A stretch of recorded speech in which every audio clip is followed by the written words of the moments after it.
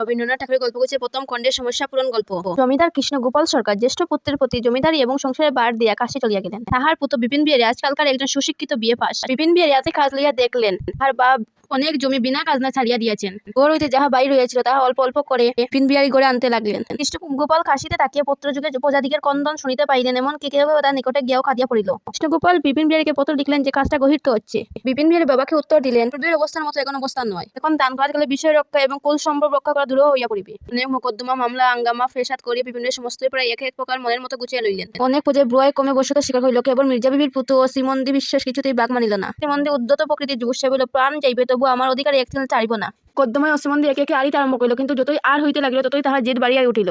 অশ্রীমন্দি যখন দেনার মধ্যে আকণ্ঠ নিমগ্ন হইয়াছে তখন আপিল আদালতে তার আংশিক জয় সাব্যস্ত হইল। আঙ্গার বাকের মুখ হইতে যেটুকু বাজিল জয় কুমির তার প্রতি আক্রমণ করিল। শ্রীমন্দি যথা সর্বোচ্চ নিলাম হইবার দিন স্থির হইল। শ্রীমন্দি আট করিতে আসিয়াছে, কিন্তু তার হাতে একটি পয়সাও নাই এবং তাকে আজকাল কেউ দাঁড় বিক্রয় করে না। সে একটি কাটারি এবং একটি পিতলের তালা হাতে করে আসিয়াছে, বন্ধক রাখিয়া দাঁড় করিবে। বিপিনবাবুও বিকালের দিকে আওয়া খাইতে বাইর হইয়াছেন। বিপিন বিহারীকে দেখে অশ্রীমন্দি কাটালি তুলিয়া বাঘের মতো গর্জন করিয়া বিপিন বাবুর প্রতি ছুটিয়া আসিল।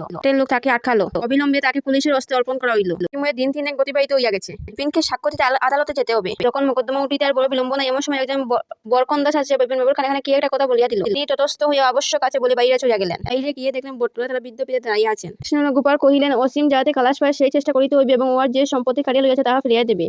বিপিন বিস্মিত হইয়া জিজ্ঞাসা করিলেন, এই জন্যই আপনি কাশী হইতে এত দূরে আসিয়াছেন? ওয়াদার উপরে আপনার এত অধিক অনুগ্রহ কেন? কৃষ্ণগোপাল কিয়ৎক্ষণ চুপ করিয়া বলিলেন, শ্রীমুদ্দিন তোমার বাই হয়, তার পুত্র।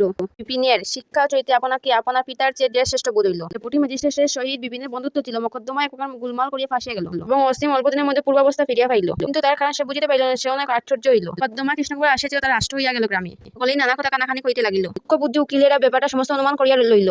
রামতারণ উকিলকে কৃষ্ণগোপাল নিজের করেছে লেখাপড়া শিখাইয়া মানুষ করিয়াছিলেন। সে বরাবরই সন্দেহ করিত, কিন্তু এতদিনে সম্পূর্ণ বুঝিতে পারিল যে ভালো করে অনুসন্ধান হইলে সকল সাধুই ধরা পড়ে। হ্যাঁ, ও কৃষ্ণগোপালের জগৎ বিখ্যাত দয়াধর মত সমস্ত কাপড় ইয়ে স্থির করিয়া রামতারণের যেন এতদিনকার একটা দুর্বোধ সমস্যার পূরণ হইল। এবং কি যুক্তি অনুসারে জানি না, হাতে কৃতজ্ঞতার বুঝাও যেন স্কন্ধ হইতে লঘু হইয়া গেল।